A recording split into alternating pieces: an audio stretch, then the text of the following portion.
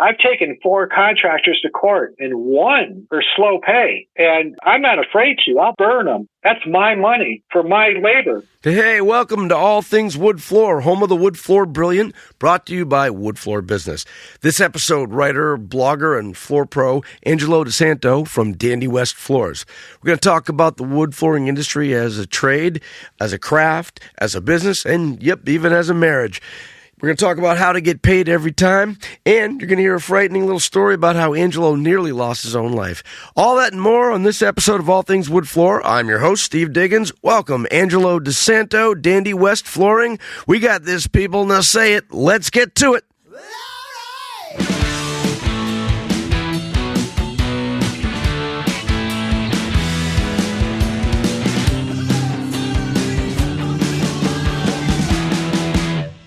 All right, Angelo DeSanto, welcome to All Things Wood Floor. How are you? Hey, I got this right. It's Dandy West, and you're out of Rancho Cucamonga, California? That's right. Are you from there? Are you from that area? Originally? Yeah.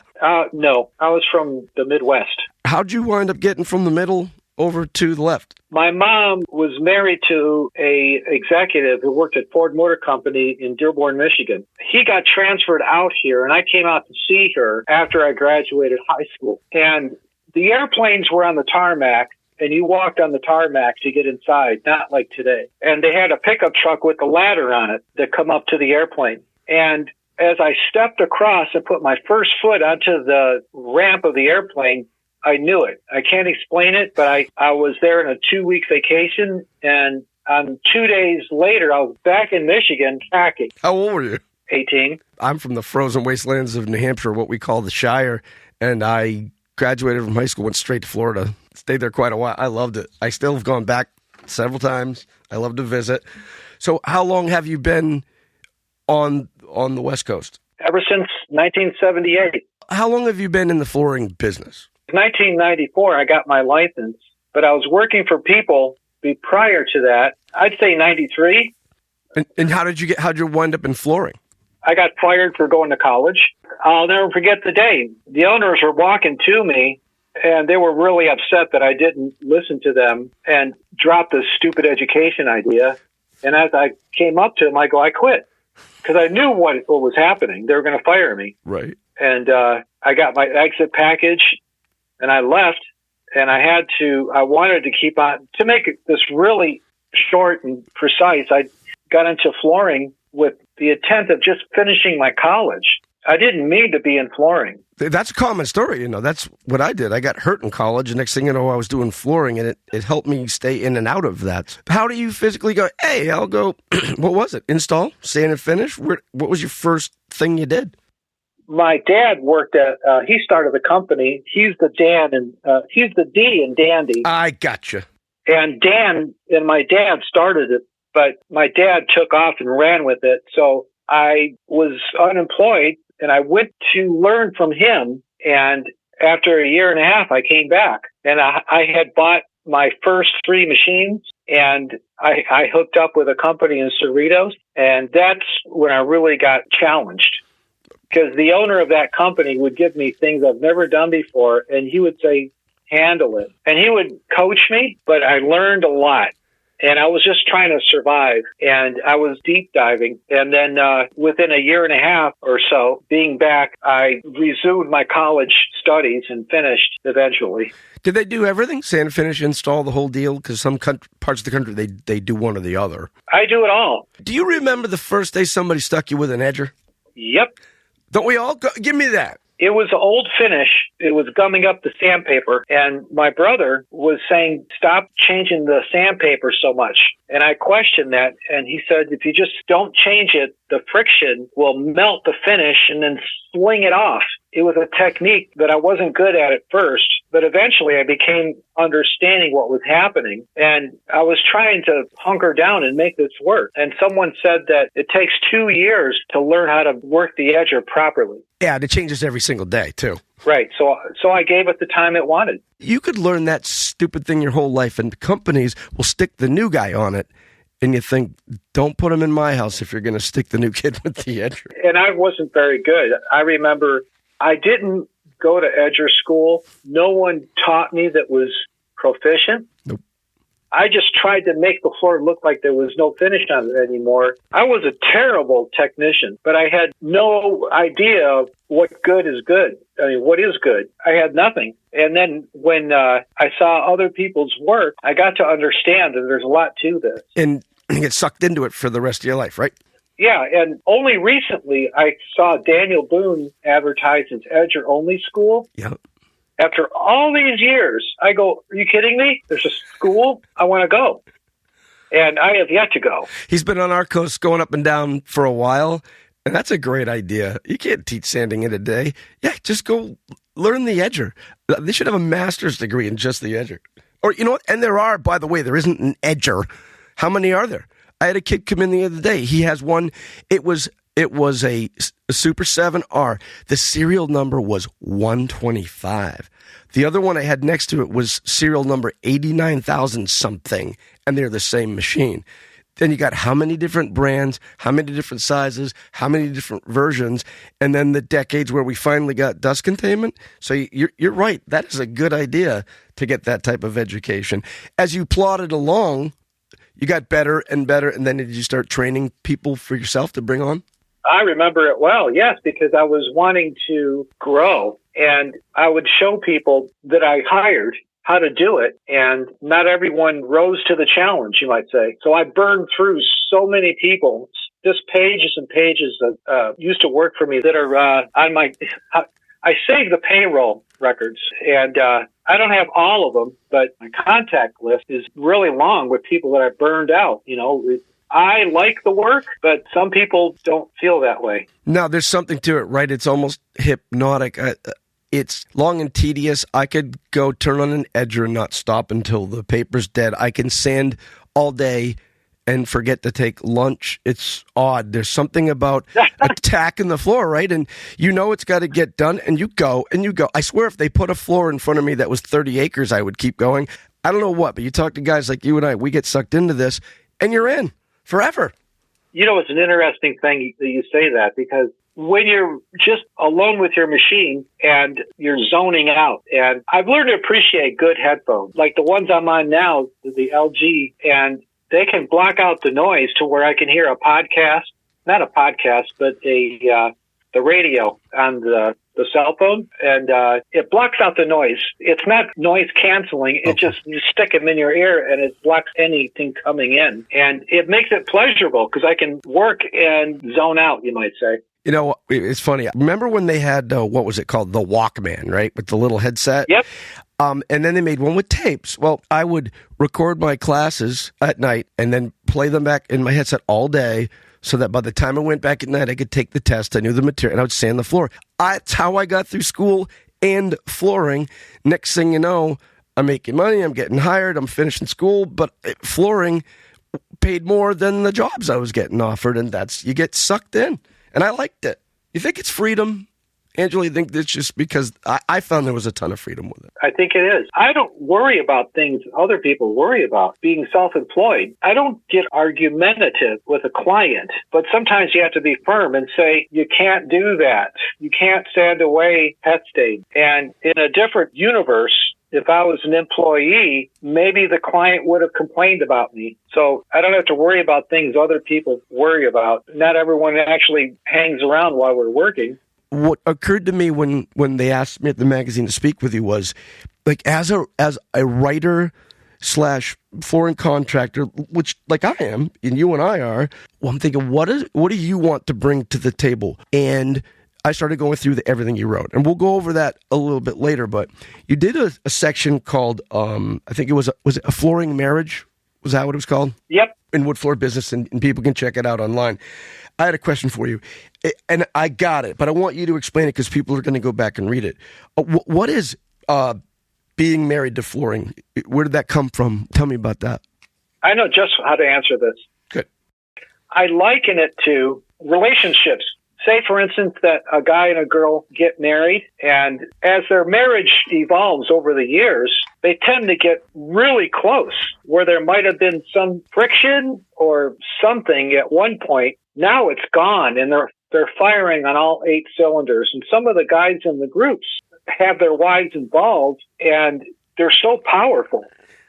They have this marriage with their mate. And from the analogy I likened it to was when I first started, I didn't want to be a wood floor guy. I wanted to simply finish my college degree. And then my son came along kind of just not too far after I got my degree, and it became like I need money. I needed support. And some of the guys and gals I was in college with, I was outpacing them by large strides being involved. So I stuck with it. And then during the stick whipping part, that's even a term, I started to get glimmers of higher orders of craftsmanship. At first, it was just money. Give me money. And then when you get challenged to do nicer work, the whole concept was entirely new to me. I was really naive. And after I did my first or few white stains and parquet refinishes, you start to feel like a rock star. And then you start feeding on the way people would remark, hey, that job looks great. And that is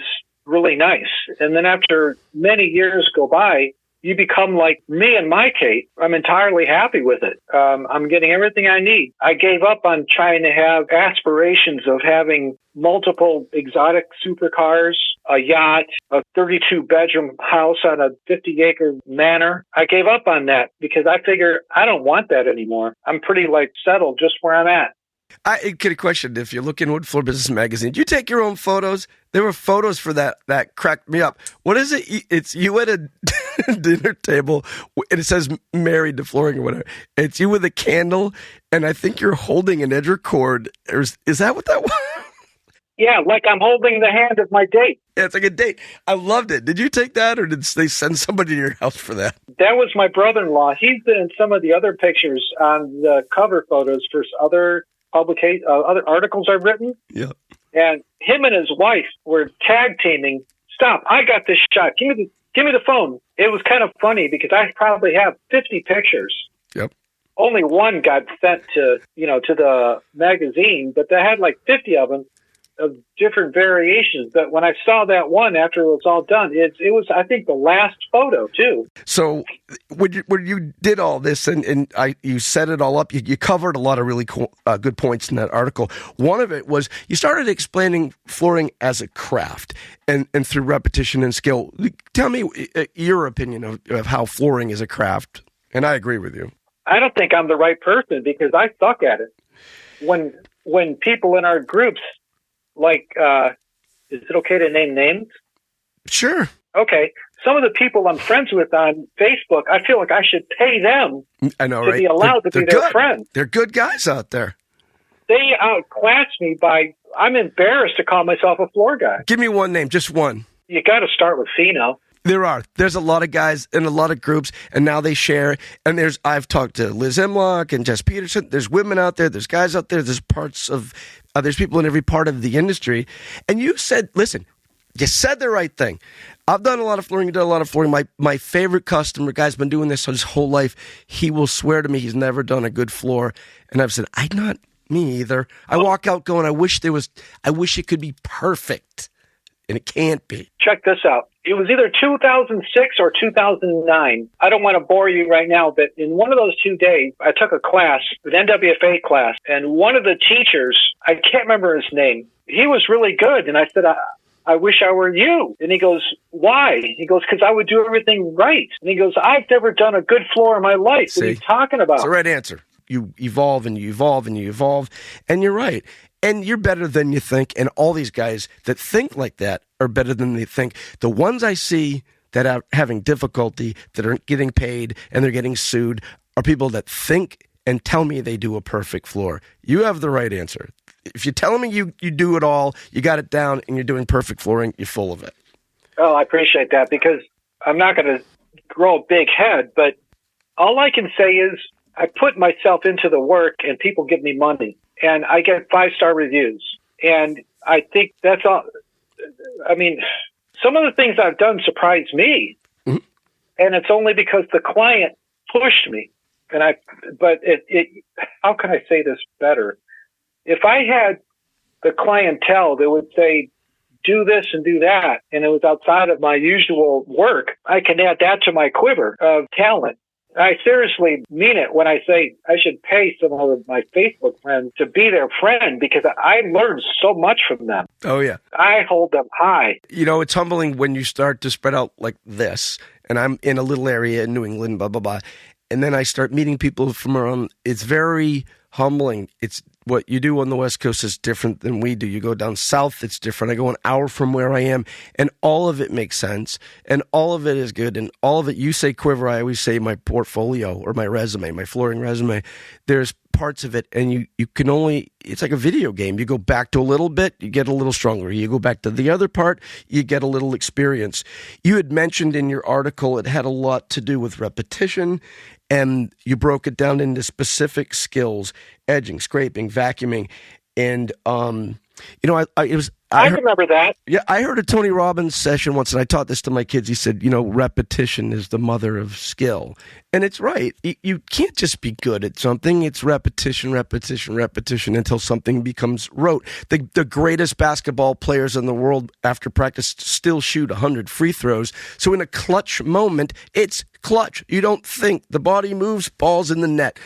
And people that focus too much on it, watch NBA players that stand there and they go, he shoots 70% from the line. He's getting $3 million to shoot 70%. Can't you get them all? So when you're talking about flooring, you mentioned in that article, you said edging, scraping, and vacuuming are part of the craft, and they need to be skills. I like this one, though. When you said cleaning in the middle of the process is just as important as edging. That's a skill. Yeah, absolutely. Explain that. If I told a layman vacuum the floor, they wouldn't get it perfect for the coat of finish to go on it. You have to teach, push through. This isn't your living room. This is someone's house.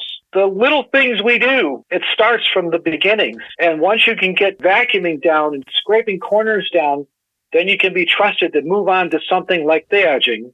And then a stain job, and you grow and you add these tiny little insignificant parts of your process to your skill set. And after a while, you've got a lot of arrows in your quiver. And I just had a thought when you were talking. It's probably good. I can probably segue a little bit if you'll allow me.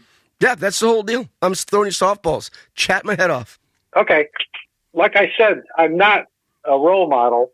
I like what I do, and I enjoy it. But when I hold other contractors high, I'm also really critical of the guys in our craft who don't give a darn. And it bothers me. I'll take up arms and get you shouldn't be offering that to homeowners as a way to make a living with that kind of output. There's people that I've known, I've learned about, whose skill is putting fires out when they get a client calling them with a complaint. And that's not what I want to do. And when I teach my crew, my guys, that's not what I want to come back to me. No callbacks, no misunderstandings. I guess integrity is a huge part. And it seems that my big role models teach me how to be better at integrity just by the things they do. I learn every day from them. That makes sense. Hey, Wood Floor Pros. This is Kim Walgren, the longtime editor of Wood Floor Business. Make sure you don't miss any of the articles or blog posts from our most popular authors, including today's guests, Angelo DeSanto, and our host, Stephen Diggins. Sign up for your own free subscription to Wood Floor Business Magazine at woodfloorbusiness.com. And make sure you also check the box to receive the WFBE news in your inbox every Monday and Wednesday. Now let's get back to our conversation with Angelo. Let me ask you a question, floor pro to floor pro. It's simple, but you brought it up. You just said, even if you're vacuuming, let's say you're vacuuming and tacking and you're cleaning. For the first time, right? You're with a guy and then you say, all right, get this room vacuumed and tacked and we're going to coat. How do you, before you proceed, know whether that person did it right or not? Really, just... I watch him. Within 15 seconds, I know. Yeah, and what's the next thing you do? Immediately. I tell him to go sit outside. I know what you do. It's very simple. I look at the guy and I go, I watched you. Sometimes they don't know that the tube came out of the vacuum, or they get their headset on, it's not even plugged in, and they move in. And listen, sometimes they get it right. The first thing I do is, I want you to do this. Everybody, run your hand across the floor. Feel that? Yes. It's not ready. Like, how many times I've seen people back at a room get the poly, not even put their hand on the floor. Like you were saying with the vacuuming, I have to show people how I do it. And you don't go like making a V and miss the area in the middle. You have to go straight up, straight down, move over, straight up. Go with the grain, because actually going with the grain, actually, to me, you dig it out of the soft parts, and anyway. And then when you push forward, drop the handle so the leading edge of the attachment comes off the ground to let dirt go under. Correct. Tiny stuff like this. It's aggravating when people just like they're doing a magic wand over the floor. When we went over part of what you had written on some of the stuff, and I look over comparing you to a lot of other people and everybody in our industry, there must be something, and you mentioned it, that you find inspiring, and there's a certain admiration. I get that. Listen, you probably don't know this. I've read your stuff. I look at your slotting on the magazine, and they're very fair. If you write something good, you kind of get there on the page at the bottom, and if we're all there, we all write a little something, and I always see your name, and I go, if I don't write something, that whole bottom's going to say Angelo. I actually admire what you do. I'm inspired by what you do, and it's not just the writing. You're a floor pro. You're right. I see these people all the time. Do you get inspiration and admiration for the other floor pros that you see online and social media and wherever you run into them? Yeah, there's that old saying, as iron sharpens iron, men can sharpen each other. I forget the exact way that the words play out, but I'll watch some of the articles what other guys have done, and I'll zoom the pictures up. I've even downloaded some of the pictures and then zoomed them up even bigger on the PC, looking at the details, reverse engineering it, coming to the conclusion that I can do that. And I did a floor last year where I had to make a half circle, and I cut the wood up into thin strips and made it into a round feature with like an arc, sure, with a border, and it was all because of them, and it worked. That's where the challenge comes from, right? You get rolling, and then somebody says, I had somebody the other day ask me, how do I do an arc? I go, well, I haven't done one of those in a while. There's several ways. You know what? I thought of a couple guys I knew online. I said, why should I regurgitate something I haven't done in ages? I caught up with them. They sent me some videos. I looked at it. I was able to go to the customer and say, okay, here's 3 or 4 things that you should be able to do. It fit their skill set because you and I speak that floor pro language, and boom, you're off and running. It's like if you're fixing something automotive and you can look on, and you have those skills, you look on YouTube, you look somewhere online, you go, I got it. Now I can see it. You just said it. You kind of reverse engineer it. I think that social media and the fact that people are sharing their stuff out there, it has been amazing to accelerate what we're learning and how much we get that repetition to earn that skill. Is this you think has been for you in your career? It sounds like it's been challenging the whole step of the way. Would that be right? Yes, it intimidates me, to be honest with you, because I actually have to work at it. And it seems like some of the craftsmen that I would consider higher than me or role models or whatever, it just seems like they fall down and it comes out perfect. That's not true, of course. You ask them, but I have to work at it hard. You know, I don't give up. I don't know if this is helpful, but part of my character is tenacity, and it's a curse because I can't let go. Yep. I'll cut the same corner like a miter corner over and over again until I get it right. Because I don't want to, there's many reasons behind that, but part of it is I know I can beat this. And that's why you don't think that everything you do is that great and everybody else is better. They're going through the same thing you are, and your floors will always look better. You respond to the client better. You know, if anything, as crucial as it is to you and as brutal as you are on yourself, the person that you leave behind that handed you the check is thrilled. And you might not be completely, but their neighbors will be. They will be. It probably looks better than every other floor on the block. You or I would never be happy. And that's my saving grace, because they would kick me out if all my clients were wood floor pros. They would laugh at me and, say, get the heck out of here. There was a restaurant in the area, and it had fine millwork on the inside. And I would go there and just examine all the millwork, thinking, this is so fine. It's wonderful. I appreciate it. And because they can do it, I know I can do it. But I know what good is, and I aspire. I welcome the challenge. Like, so if I'm on an application of my own, I'll go, that corner is not good enough, and I'll try it again. Sometimes I just have to say, that's really close, because now it's like 10:30 at night. That's a true story, by the way. Don't you think it's empowering when you own the business? It may be a floor company, it may be bigger or smaller, but it's very empowering. You get a lot of freedom from it, and you own your business. How long have you owned your particular business, Dandy West? Since 1994. Okay. I've been on my own, by the way. I don't work for builders. I don't work for other people, stores or big box. I am on my own. Right. And that's the path I chose. When there's no one else in the room but me, I have to take all the blame. Yeah, right. Or all the money, So where do you find the time to write? I don't know if I can say this on air, but I'll go for it. I'll let you edit it out. Okay. I like to go to microbreweries in my area, and I don't drink. I'm not alcoholic. I'll have one. Right. But I like not being home. I like being in that environment. Yep. And I'll log into their Wi-Fi. I put my headphones on with the Pandora, listening to some music I like, and I can type faster and better than I can talk. And that's when you do that. That's one thing that really helps me, is that I can type like really, really good. All I can do is I'll think of my thought and it comes out. And so when I'm at the microbrewery, just pages just fall out of the keyboard onto the screen. And sometimes I submit something and I'll always ask, why do you like it? That wasn't even that good.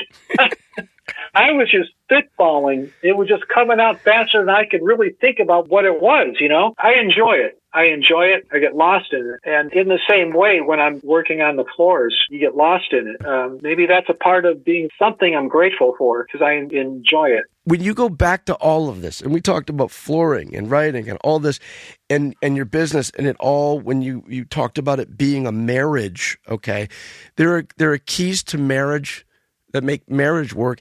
Are there keys to a flooring marriage that make that work? I think it sustains me, not just in making my house payment, but when I get a satisfied client. That's a big thing. That's a nice thing. I think I live off the praises, and I don't want to attract them for their sake. I'm really just trying to complete the contract, and that's the first order of business. If they're happy with me, that's a bonus. I'm not hard to be around, I don't think. But my top priority is the contract. So I get back things about this in a marriage sense that are uplifting, and I'm grateful for them. They put my day in order. There's lots of transitional skills. Like you can see that key rack in the back. You got a rack full of keys there, yep. That's a piece of plank from one of my manufacturers left over on a job. Mm-hmm. And I needed it. I needed something to sort my keys out. So along the way, I figured out how to cut a piece of wood to make it a certain shape. And that's giving back to me.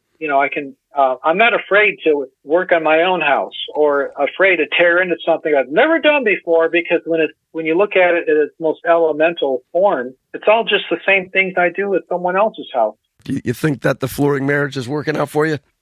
It is. It isn't the only thing that can work. It's so rich. I don't have any desire to wander off.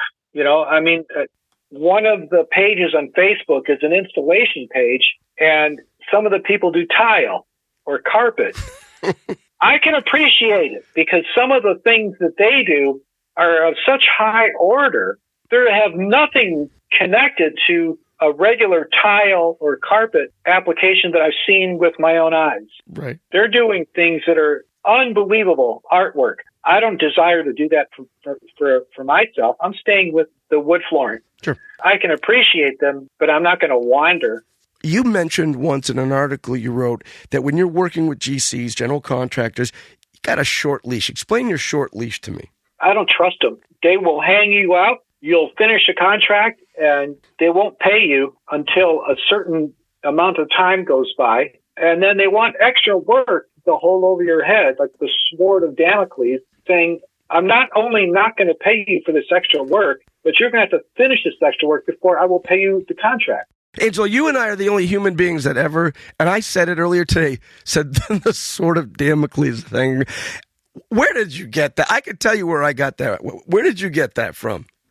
The Three Stooges. That's where I got it. I swear to God, Angelo, I'm upstairs today and I go, it's like the sword of Damocles is hanging over your head. And my wife goes, what? I go, it's a Stooges reference. Absolutely. Oh, my God.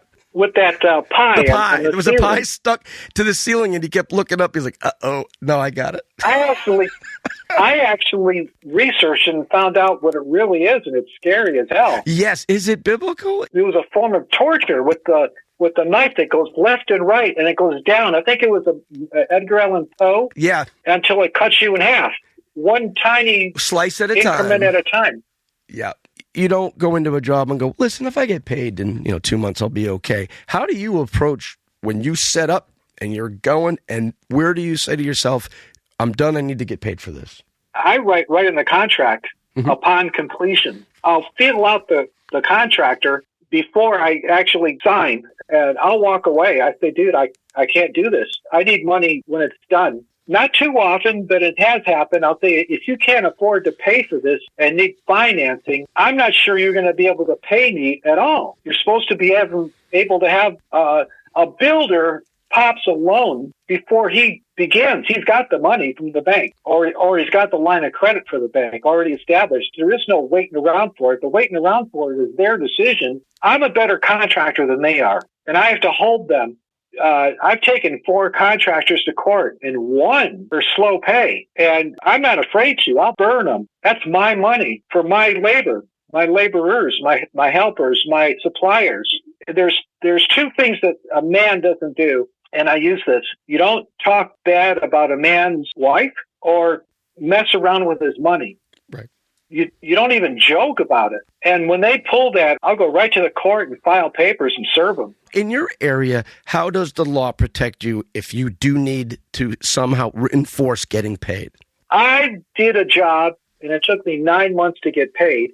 Okay. And I learned how to get through it. And I taught a class in Las Vegas at Services, and it became like a big thing. Mm-hmm. I had people from Europe calling me because the spirit of what I was saying, it doesn't matter where you are. People have the legal right to be paid. You can't just say, well, I had that today. Lady wasn't going to pay somebody like all the money owed because of a nick in the floor somewhere. I'm like, you can't hold up $18,000, $20,000 on $100 worth of something. Like then I think you were saying that there was a 10-day law, or there was some type of law that I see. Okay, right? Remember that they had to honor your request to be paid. There was no argument. There's 3 laws altogether. Thank you. In California, these 2 of those laws are state laws. Mm-hmm. The third one's a federal law. The spirit goes all across all 50 states. Yes. And from what I know, I'm not an attorney, but only 2 states don't have that. The first law is after the contractor gets paid from the client, they have 10 days to pay the subcontractors. Now, the contractor can simply say to the subcontractor after it's 2 months, well, I haven't gotten paid yet, which is probably a lie. But moving on, there's a second law that says all that doesn't matter if they simply have money in the bank. So that's the way. If they haven't gotten paid from their customer, that's your problem. Right. You're a lousy contractor. I still got to get paid.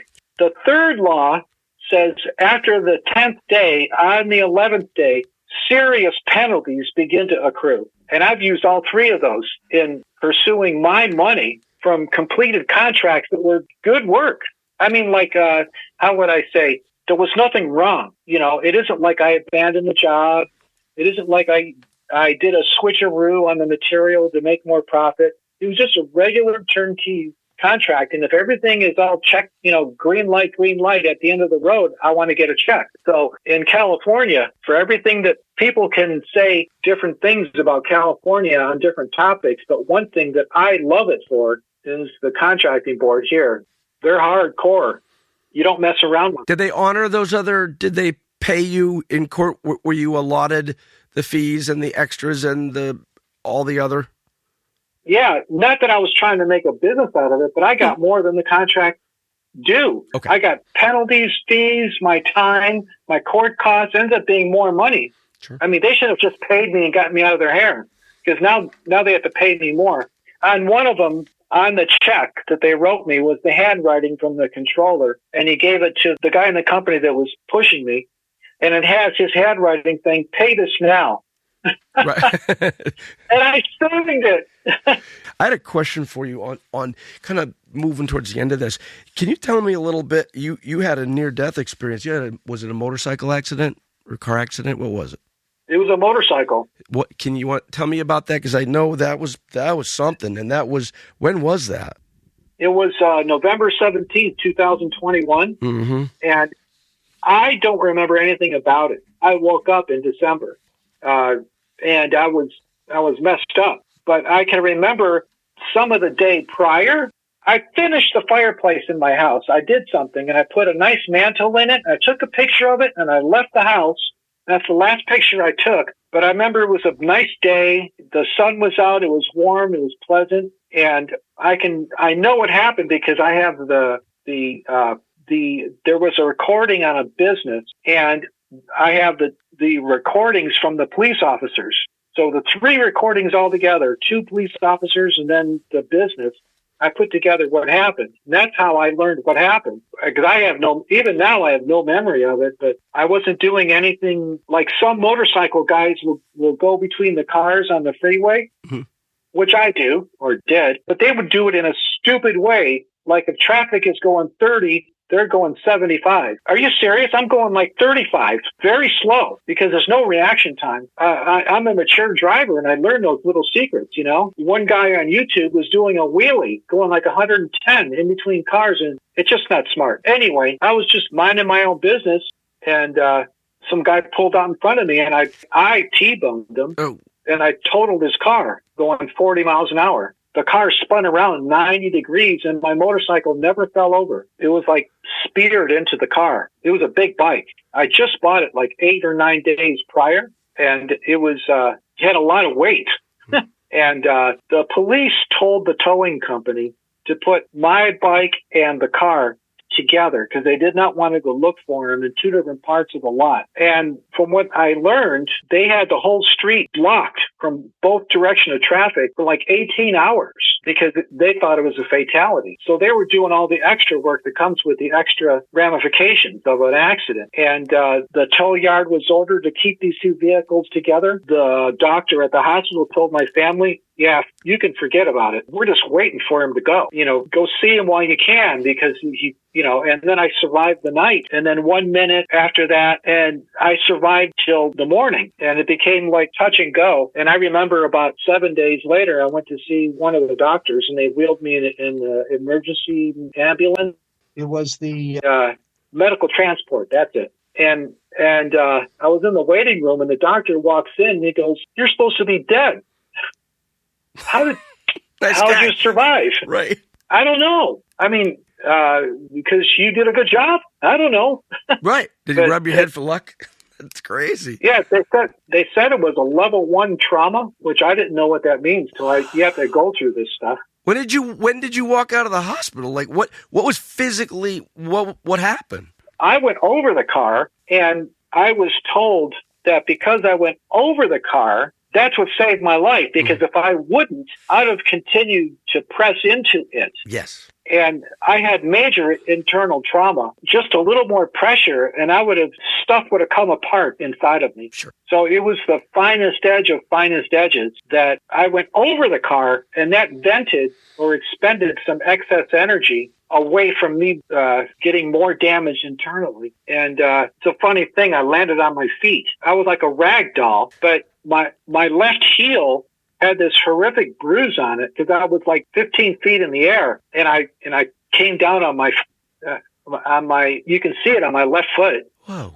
But I looked like I was standing, but I crumpled right to the ground like a limp noodle. I was probably unconscious at that point. Okay. But I remember when I first seen the video, the person showing it to me said, "Don't look at it. Don't look at it. You're going to get like what do you call PTSD or something?" Yeah, something like that. And I go, no, I want to see it. I wasn't there. I walked right up to it. I put my face in it going, wow, back it up. Do it again. You know, that's your life. That's the part of your life you didn't get to see. Yes. It was like watching a zombie movie or something when, you know, I go, you know, it's all catch up. You're like Superman. You know, yeah, it's and it doesn't bother me now. It happened, but I have no real connection to being scared of it. I did sell my. Do you remember coming around? Do you remember when you finally woke? Yeah. You must be like, what the hell day is it? Yeah, I remember my mom was saying, Ange, you were in an accident. I go, what kind? I go, your motorcycle. I go, like hell I was. I'm a good driver. Right. Think again. What happened to me? Right. We got it on I video. couldn't accept it. I couldn't accept it because it didn't make sense. I mean, I don't know if I'm allowed to talk about it. It's still, there's things in motion. I hope I can say that properly. This is as far as I can go with it. So how long, what was between then and you being physically able to do anything, walking, eating, running, sleeping, working, whatever? Like how long was that? I mean, you went back to flooring, for God's sakes. How long did that take? Everything was a fog, and learning how to dial my phone was a foggy experience. And then I went and I listened to some of my voicemails, and this one client called like 4 times. And I called her about 2 months later. I don't really know how long later it was, but it was a time. It was a time. And I explained to them what happened. And they were frustrated with me. They wanted to hire me is what it was. Okay. And I had seen them in June, and the accident happened in November. And I talked to them in, I think, January. They waited for me. So it was the first job I had, and I had a walker. And my brother came on board to help me. And my helper, everyone was helping me, like, to move but I sat down in a chair on the job, and I just sat there watching. And I would say, like, I was delegating. Do that corner a little better. And that was my role. And I couldn't stand for that long. I couldn't even sit for that long, to be honest with you. But for some reason, the job ended and they were happy. And I'm so grateful to my guys. I couldn't do anything. I couldn't do the buffer. I couldn't do anything but just sit there and delegate. By April, I was able to do a little more, like work a saw, to cut boards. It just started out really slowly. Even now, it's hard for me to get down on the ground to get close to the ground. Like if I need to pick something up or to scrape a corner, I had a lot of hard parts broken. I'm still going through it. Yeah, I don't even know how you got back into the game, but it's remarkable. And I just remember reading a little bit about it, and the whole industry is shocked. You don't know if you're going to lose somebody, how long it's going to be, and then next thing I hear, you're still out there doing flooring, which is crazy. Which will tell you why. Well, I asked you in the very beginning. I said, as a writer and a flooring contractor, what do you want to bring to the table, and is this some type of calling? And that's the part where we get to the end now, where I ask you the same question. You can see it. There's a calling. You don't have a near-death experience and go, I'll just get back into flooring. There's a calling here. You do it. You know it. You like it. And like me, you write. How do we do that? Because I have a calling to do both, and somehow this works for us. Take the flooring story, share it with other flooring contractors. Do you think that part of this thing that you do is a calling that you just couldn't have stopped? You're a writer, you're a floor pro, that's it. Wait, let me, I don't think it's a calling. Okay. But remember, I don't know if you remember, but the movie An Officer and a Gentleman? Absolutely. At the very end, when I forget the guy's name, Richard Gere. Whatever his name is. Huh? Richard Gere. Yes. He fights the sergeant. And the sergeant's beating the shit out of him. And at the very end, I think it's a sergeant, but you know what I'm saying. Yep. His drill sergeant or whatever. But at the very end of it, he's just beating the tar out of Richard Gere. And the sergeant goes, "Why are you getting up? Mm-hmm. What are you trying to prove?" And he goes, "I ain't got nothing else." Lou Gossett Jr. beats the snot out of him. You're right. Right. So at the end, putting back onto my story. When I got home, my flipping dogs didn't know me. I had to reacquaint myself with those, but I had to reacquaint myself with my calendar and my life and I had 4 house payments and I had 4 cell phone payments and I had 4 electric payments and everything in 4s. And I had to fix this. I wrote about this, actually. One of my suppliers, can I mention their name? Sure, okay. From the TechSun company. I called up the credit lady and I said, do I owe you any money? And she goes, yeah, you do. And I said, wow, okay, I'll pay it. And she goes, we knew you would. We heard what happened. And because we know you, we gave you time.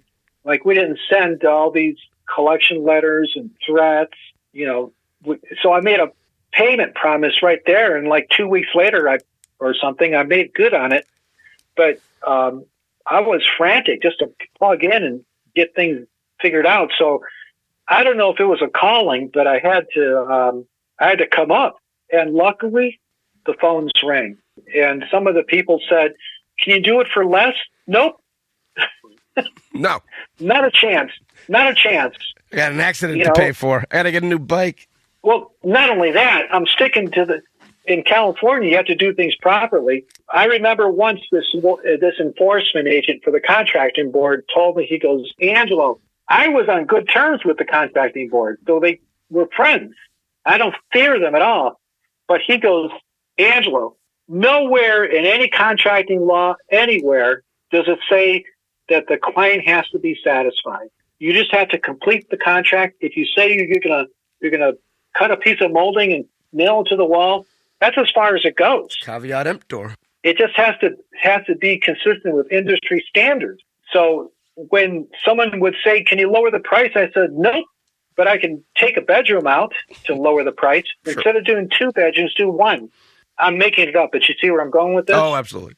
Because the industry standards are very clear. Sure. I can't just, I told even one client, I was actually shaming them because they deserved it. But I said, you know what? I need to answer your question, I need to ask my guys if they're willing to get paid less for something we do all the time just because you want it. Sure. I need to call you back. Give me a few minutes. I'm going to call them and see if they're okay with it.